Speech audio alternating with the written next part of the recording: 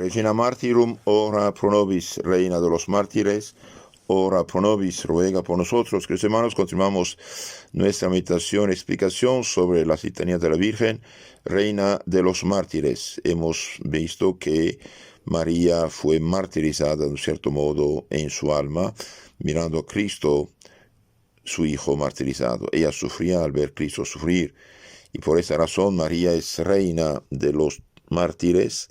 Y hemos visto también que los mártires imitaron a Jesús y María en su constancia, dando ejemplo. Ahora veamos algunos ejemplos de devoción a María entre los mártires. Vamos a recordar algunos ejemplos de los mártires y santos beatos que dieron su vida en testimonio de la fe cristiana, imitando a Jesús, María y tantos otros. San Carlos Garnier, mártir del Canadá, por ejemplo, sentía un amor entrañable a la Madre de Dios. En sus brazos decía: me trajo toda mi juventud hasta conducirme a la compañía de Jesús. De colegial militó como congregante bajo la bandera de María. Siendo estudiante jesuita, se obligó con voto a defender hasta la muerte su Inmaculada Concepción, como tantos españoles en su tiempo lo hacían. San Juan de Brebeuf fundó la misión de Ossosane entre los juronos con el título de Inmaculada Concepción. Llegó a constituir la más pura alegría de los misioneros, tanto que 7 años más tarde no andaba ni un gentil en esta populosa misión. Todos habían sido convertidos, bautizados, hechos hijos de Dios y María. San Andrés Bobol, mártir de Polonia, murió repitiendo estas palabras: Jesús, María, asistidme. Jesús, María, en vuestras manos encomiendo mi espíritu. San Juan de Brito, Brito, escribía en una carta: pídole por caridad que me envíe la imagen de la Virgen que me regaló el Padre Superior y la de San Francisco Javier, pues son ellas después de Cristo toda mi felicidad. A la Santísima Virgen acudía como buen hijo para pedir fortaleza en medio de sus trabajos en las Indias, trabajo de misionero, y procuraba que los nuevos cristianos conociesen a esta bendita madre y que los catequistas les repartiesen estampas de ella. El beato Ignacio de Acevedo fue destinado al Brasil con otros 39 compañeros. Antes de partir, quiso impetrar del sumo pontífice una gracia singular, la de llevar consigo como amparo y fuerza una copia de imagen de Nuestra Señora, que la tradición atribuye a San Lucas y se venera en Santa María la Mayor en Roma. Aunque no había memoria de que jamás se hubiese conocido a nadie semejante favor, el sumo pontífice se lo concedió y se sacaron 2 copias, una de ellas para el santo misionero. Cerca de Canarias se encontraron con unos herejes hugonotes protestantes que les dieron muerte, pero él les salió en encuentro abrazando la imagen de Nuestra Señora, que no le pudieron quitar ni aun después de muerto, y con ella echaron al mar su cadáver, que iba flotando y ostentando el cuadro para él tan querido. Miren, queridos hermanos, unos santos sacerdotes van a evangelizar paganos y unos herejes protestantes, en nombre de un evangelio falsificado, robado, los matan y lo echan al mar. ¡Qué injusticia!, ¿no? ¡Qué injusticia! Por eso las sectas son hijas del diablo. Las sectas son falsas iglesias, son obras del anticristo y de Satanás. Hoy cuántos cristianos que teniendo la fe verdadera recibida de siglos, y bien se hacen disque cristianos, haciéndose herejes, menospreciando la Iglesia Madre y la Virgen Madre también. Otros santos, el beato Edmundo Campion, siendo novicio de en Brünn, mientras un día se paseaba en el jardín, se le apareció la Santa Virgen en un árbol, y mostrándole un lienzo ensangrentado, le dio a entender que le estaba destinada la aureola del martirio. En Praga fundó y dirigió entre los estudiantes la Congregación Mariana. Cuando en 1561 lo llevaban al suplicio, víctima de los furores de Isabel de Inglaterra, al pasar junto a una imagen de María que estaba en un nicho bajo el arco de Newgate, levantado la cabeza, la saludó ferozmente por última vez. Mire, otro crimen, otra injusticia. Inglaterra, evangelizada por la Iglesia Católica. Inglaterra, que fue durante 1000 años isla de los santos, por un rey impúdico, lujurioso, adúltero, asesino y ladrón. Enrique VIII se hace protestante, y por unos malos consejeros, su hija Isabel la protestante, Isabel la cruel. Y bien, cualquier sacerdote que entraba en Inglaterra para ayudar a los católicos, y bien, le cortaban la cabeza. ¡Qué injusticia! Y todo esto, claro, en nombre de una iglesia fundada por ellos. El diablo se hace pasar por cristiano en las sectas, que los hermanos, cuidado. El beato Juan Ogilvie, mártir escocés, también en Inglaterra, fue a la muerte con noble aspecto y orgullo santo. Desde lo alto del estrado, a manera de despedida, arrojó su rosario a los católicos y murió diciendo: María, Madre de Gracia, ruega por mí. Aquel rosario al caer dio en el pecho al joven varón calvinista Juan de Eckerdorff, más tarde gobernador de Treveris, y aunque por entonces no pensaba éste en convertirse, ya no pudo sosegar hasta que al fin abjuró el calvinismo protestante y se hizo católico, asegurando que debía su conversión al rosario del padre Ogilvie. El beato Rodolfo Acquaviva, lo primero que hizo al llegar a sus misiones fue preparar una capilla y altar, pobre pero limpia y devoto, para el cuadro de la Virgen que llevaba consigo. Un día fue a visitar el emperador Akbar con sus hijos y, quitándose el turbante, la saludó de rodillas. Otro día no quiso entrar en aquella capilla sino después de haberse alcanzado. La cogió tal cariño que al fin el padre Acquaviva se vio precisado a regalársela. Anteriormente, estando Rodolfo en colegio romano, le profetizó el joven Bernardino Nursino que sería misionero y mártir de Cristo. Y al preguntarle Rodolfo que cómo lo sabía, contestó Bernardino: porque me lo ha dicho la Señora Virgen. Y así sucedió más tarde. Esto pueden leerlo en el libro del padre A. Drive, D-R-I-V de Victoria, María y la Compañía de Jesús. El beato Melchor Grodesk, ya desde joven, lo que más descollaba en él fue su tierna y filial devoción hacia la Virgen María.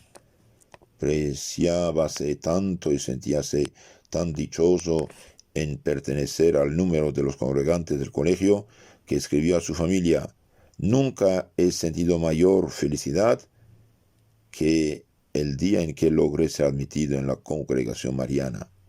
Cuando fue muerto por los herejes, el nombre de María le selló por siempre en los labios, como también a su compañero el mártir, el beato Esteban Pongras. Otro santo, el beato Santiago Sales, inclinó su cuello al verdugo y exhaló sus últimos suspiros con los nombres de Jesús y María en los labios. El beato Pablo Navarro vivió algún tiempo, por causa de la persecución, oculto en una cueva, donde se consolaba cantando frecuentemente el Magnificat. Cuando le condenaron a muerte, iba camino al suplicio, llevando al cuello el Santo Rosario y cantando las litanías de la Virgen. Murió al fin en la hoguera, pronunciando los dulcísimos nombres de Jesús y María. Otro santo, el beato Roque González, mientras rezaba un día las litanías de la Virgen, se sintió impelido, impulsado, más que nunca a entrarse por las rodillas del Paraná y recoger para el redil del Señor las ovejas descarriadas. El fruto de este viaje fue la erección en 3 nuevas misiones grandes. Solía poner a estas reducciones nombres de la Virgen, como la Candelaria, la Asunción y otros semejantes, y en sus correrías apostólicas llevaba siempre consigo la imagen de María, a la que llamaba por eso su conquistadora. En Nagasaki del Japón, en la persecución de fines del siglo XVI, le preguntaban a un niño: cuando el verdugo con la espada levantada esté para cortarte la cabeza, ¿qué dirás? Lloraba al principio el niño, creyendo que había que decir algo especial que a él no le habían enseñado en la catequesis, pero pronto reflexionó y dijo: cuando levantarán la espada para cortarme la cabeza, diré: Jesús, María, hasta que me hayan cortado la cabeza. El beato Leonardo Kimura fue quemado vivo en la colina llamada de los Mártires, mientras que los niños y jóvenes de las congregaciones marianas recitaban himnos y cánticos y exhalaba el último suspiro repitiendo los dulcísimos nombres de Jesús y María. Queridos hermanos, hace siglos la herejía protestante persiguió a la iglesia, mató a los sacerdotes, mató a los misioneros, mató a los religiosos.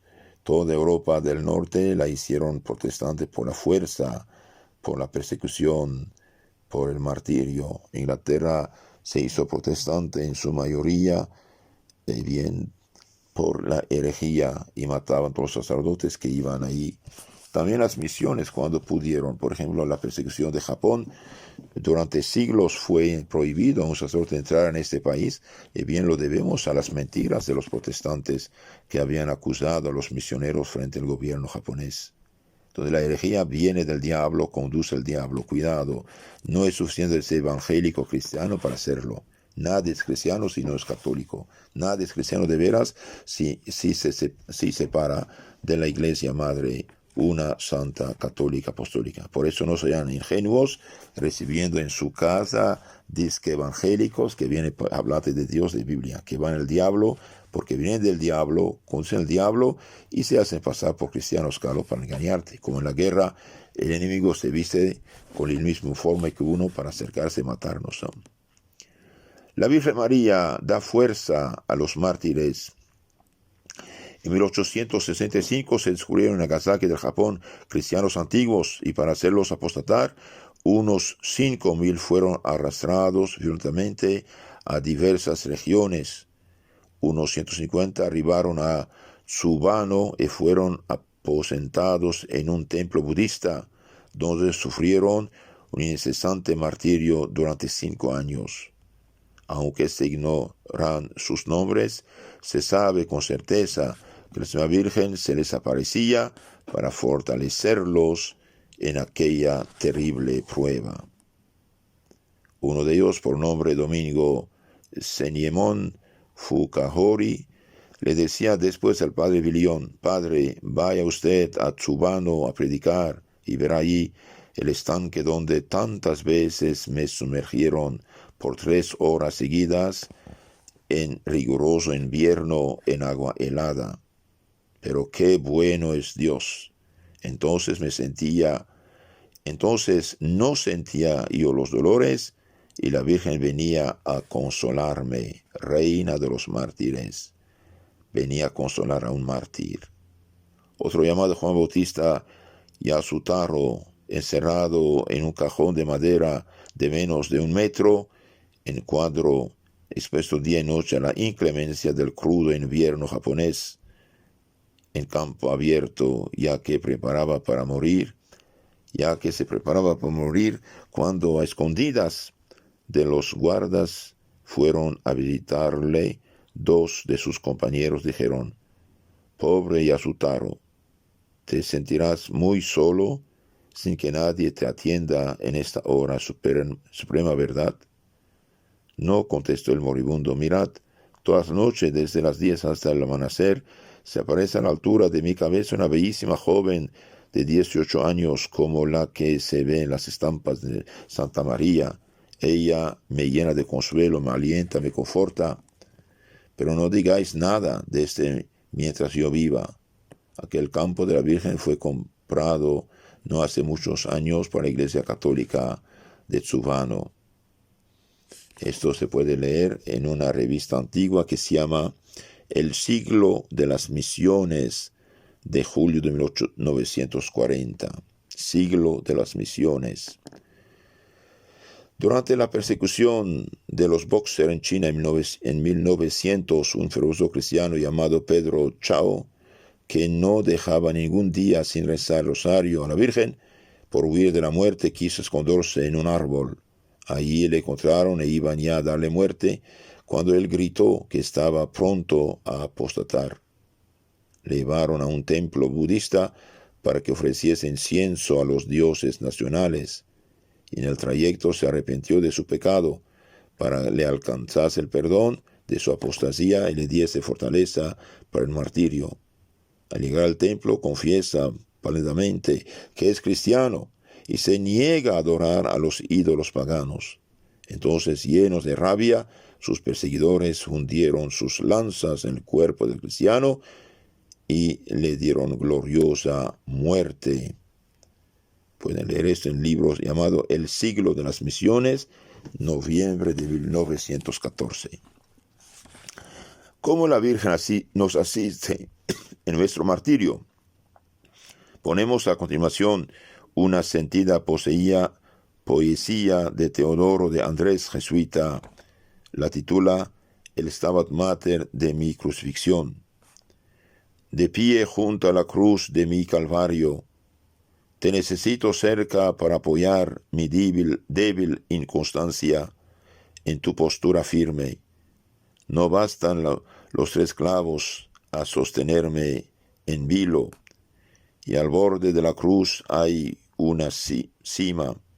Señora, una mirada lenta y agudísima, con elocuencia muda de madre macabea, tan aguda que traspase mi ser y anule los tirones de la gravitación. Madre, te necesito cerca para enjugar las lágrimas que hierven en la cuenca nublada de mis ojos. Ve cogiéndolas todas. Son las cuentas de un rosario infinito que desgrané en silencio. Madre, de pie junto a mi cruz, hasta que aprenda el gesto agonizante que aprendiste de Dios. Enséñame a morir con las serenas sencillez de Cristo, sin desclavar las manos. Oremos. Oh tierna Madre, que sufristeis al pie de la cruz tormentos más crueles que el martirio del cuerpo, vos cuyo ejemplo y plegaria debió fortalecer a cuantos vencieron por la sangre del Cordero y por la palabra de su propio testimonio menospreciaron su vida hasta morir, dignaos compadeceros de nuestras penas y sostener nuestra flaqueza. Endulzadnos nuestro cáliz, si debe ser muy amargo para nuestra débil virtud, o más bien alcanzadnos que valientemente le digamos a Dios con el Divino Maestro: hágase, Señor, tu voluntad, no la mía. Amén.